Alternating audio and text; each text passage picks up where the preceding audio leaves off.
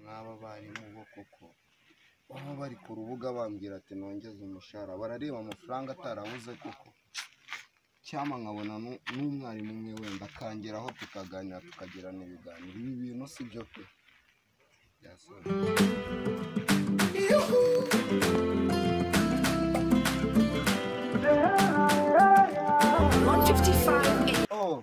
tumeze mwarimu bimeze utese? biragenda nta kibazo, iminsi myinshi pe. kuri twese se ko mbona muri gutokinga mutera amagambo kuri WhatsApp group ngo mbongeze kandi nta n'inyigishirize ariko kongeza umushahara ni ngombwa, umuntu aba yakoze akazi. Reka nka bari abana umuntu abayigisha wagira ngo baba baravutse batazi n'ikintu na kimwe kizatuma kujya ku ishuri. Ubuse nka bari abana nk'abo babaguhereza urumva umushahara utagomba kwiyongera. ubuse basi muri iyi grand vacances hari abanyeshuri muri gufasha ko mureba abanyeshuri barahari, turi kubitaho cyane rwose. Abana bageze kure n'ibya leta rwose, umva ndateganya yuko bose bazapfuka nta n'uzasigara pe. umva ngewe rwose noneho ngiye kujya mbahemba nkurikije performance muri kugaragaza muri karasi, kuko abantu ugasanga umwana wa mbere afite amanota 50. urumva ibyo bintu bibaho, mugahita muzamura iduka uri kuri WhatsApp ngo mbarembe ngo bongeze. Umwana yaje amanota 18% byanze bikunze abayagejeje. Amanota 18 afatika amanota 50 ari nkaho wayakubwira wayageza. umva ngereka mbabwire, nubwo muri leta babongeje amafaranga akaboneka ari menshi, ngewe nzabagumisha kuri 40 cyangwa mbongerereho 10 nimureba nabi. Nese murabona ibintu muba mukora, dore performance mu wa gatatu abana ndabona umwana wa mbere afite amanota 55. urumva ibyo bintu bibaho koko? Amanota 55 uko headmaster aho kayaba kamanota washyira, ahubwo uwo mwana wagize amanota 55 bituma umujyana ku kindi kigo kineze cyane, kuko uwo mwana aba basa ngenzi neza ku muntu w'igikoko ubukaze cyane. Amanota 18 abarenze umva mwari nge sinkubenshi noneho wowe ndakataho. Nese urumva ibyo ngo amanota 50 igice cy'ijana koko, amanota 50 subu wajya kwa applyinga ye akazi, bisaba wenda performance wenda mufatire kuri 70. umwana wa nyuma afite amanota 70 50, urumva ari amanota. ubwo nyine nawe ubigishirize, kuko ndumva wenda wadufeti kandi umuntu abarize bihagije cyane. Ngiye nize nyamata 20 wakazi nkora, yego wenda uri master wanjye, ariko nanone ntabwo ibyo wabinkangisha. Ayo manota 55 umuntu wo wayagiza ewe umva. ariko nanone ako umwana bwo wamukopera ikizamini ntabwo umwana ajya 55 kwijana, ntabwo bibaho 55 kwijana ntabwo yagira cyo wakopera ikizamini. Si ibyo bintu byabaye he? mwebwe rero iyo muri kwigisha ntabwo mujya mwibanda kuri certificate zanyu, si bagwaye certificate ya level 1 bayimase.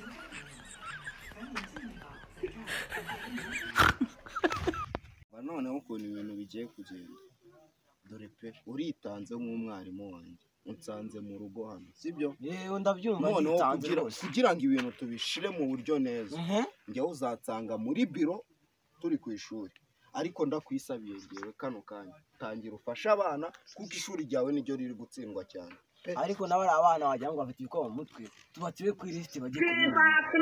Ntabwo abana ameze kuriya mu kigo cyawe ngo nawe nzakomeze gukora kari akazi pe, ntabwo byashoboka. nuko uyu wundi teacher reka nkubwire, nimba ari uko wize level 1 ukapeti, urumva ngiye reka nkubwire, iyo turi mu bintu byo kwigisha, urumva umuntu wize nyine uburezi education ashaka uburyo bamwigisha uburyo akwiye kwitwara imbere y'abanyeshuri.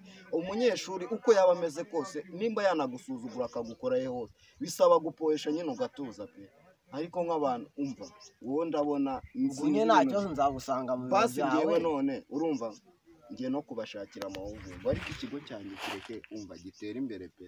ngiye ibi bintu ntabwo nabyumva. ubwo nzagusanga mu biro byawe ndumva naba ngeze ahubwo. Imagine noneho ubu umwana wanjye kubera iki nge nzagira umwana mwanga kumuzana mu kigo cyanjye. Sawa reka mbengezeyo director, reka mbengezeyo. Sawa wirirwe neza. Nari bari ko mwisubireho pe.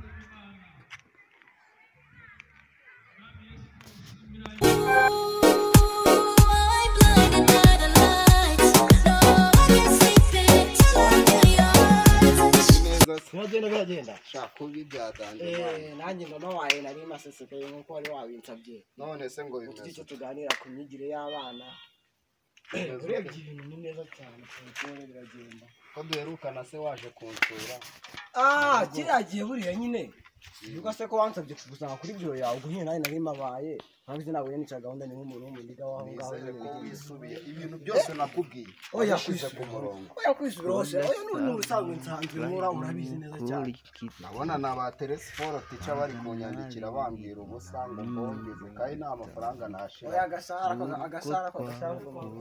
agashara nako kuko muri kwigisha abana bakazana amanota 20 ku ijana uwa mbere akagira 50 rero ibyo ntabwo njye nabyihanganira ahubwo se ngo bimeze ibintu bimeze neza ndabona abana muri kubafasha biri kugenda cyane rwose n'ubu ngubu na mukanya wajya kubona harimo yigenga barajya baza rimwe nawe bajya baza rimwe hari abo uri gufasha muri Uganda barahari gelaho mu bambere gusa ariko mushiremo imbaraga telesiporo we oya akabaragaho tugerageza tugashyiramo kandi nawe urabibona uzagira 30 azaba ari ayo ngaya mirongo itatu azaba ari ayo ngaho amatora ku ijana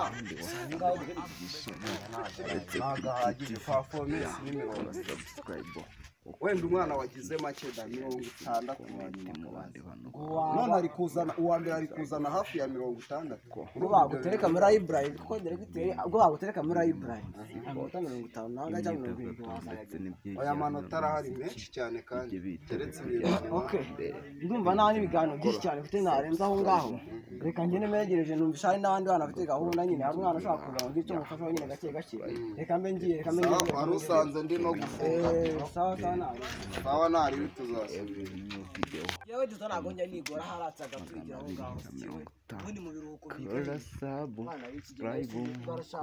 ame yaba perezida magana abiri na mirongo itanu uko twakoze videwo nshya igihe kugeraho mu bambere kuri yo like utere comment umushe yarinze mu bandi bantu meze umusore kuri yo iyo ngiyo biragenda nta kibazo wanyu harya ngo ngo ashaka kunsobanurira ariko se cyangwa uretse ko mwabuze ubwenge kuva kare ubonye abana biga mu kiruhuko se ushaka kuzaba ya perezida minisitiri cyangwa hari ikindi kintu wifuza kuzaba cyo ntazi none ubwo uri kubona njye ushimishijwe no kuza muri 5 banyuma ubwo ndi kumwe n'igikoko 5 banyuma se urumva ari uko utagize uzi ufite kuheka nk'umwe cyangwa se uheka bangahe buriya 5 cyangwa se 4 ahubwo mu gutaha uze guca mu rugo ngo uri akantu ko guheka abantu 5 ndumva utanabako ubwo nyine wowe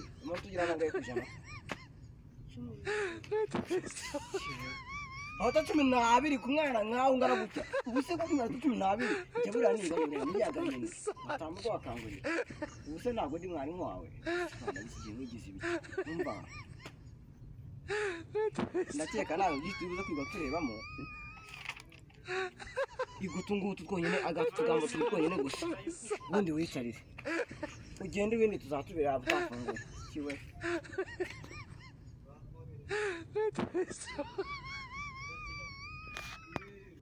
dore ubundi dore inama ya kigabo wa mwana we ujya uza akantu kubita ku mugongo ako ku mugongo y'ingona gusa ntabwo kikana isubu mwawe ubayeho uti ako ku mugongo y'ingona akamugi uragafata ukajya mu kinya hejuru ukiga uzajya amanota 25 30 ngahe uzajya urageza n'icyo biga usanga ngo uzigara kintu wanyweye bizagushobokera bizakunda akaba niyo gafata nubona nyine nazadunda ubwonko nazanzoga zo bita yewe muntu mwongende ukareba urevuga ngo yewe muntu aho ngaho ubwenge buzaza urubisha iyo nabangugiri nawe ndafata ko nzaguhereza wa mwana we dufite ibyo gukora uwo ni yafamu yanjye bibaza neza ngo izire yanka umukamuvaye mbanibere kaziranye naje kubana amaho nge hanjye narize narasoje narasoje ahubwo se nako kantu ndangirwa nagakura hera